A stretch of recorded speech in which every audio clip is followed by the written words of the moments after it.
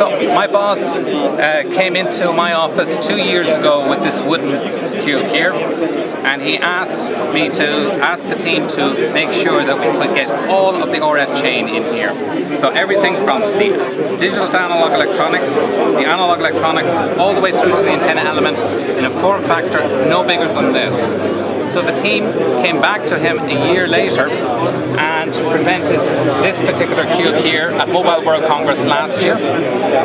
So this cube is a research prototype from Bell Labs, and it supports LTE at 2.6 gigahertz. So what have we done in the last 12 months? Well, two things.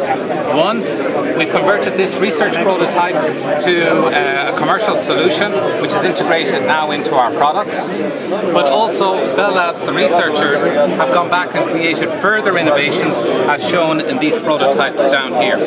So let me take you through them.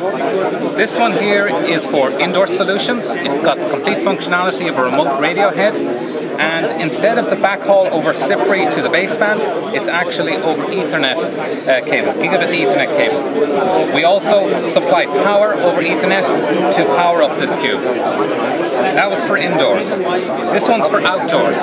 Here we have increased the power up to 4 watts at the antenna connector, and the key innovation here is the thermal management to get the heat out of the cube.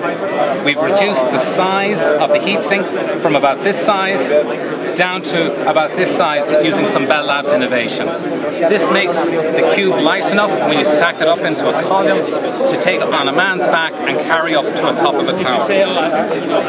Then this cube here is actually this cube plus this cube together. In other words, this cube supports 3G and 4G inside the same cube at the same time. So you can transmit both LTE and WCDMA using the one deployment, thereby halving your deployment costs.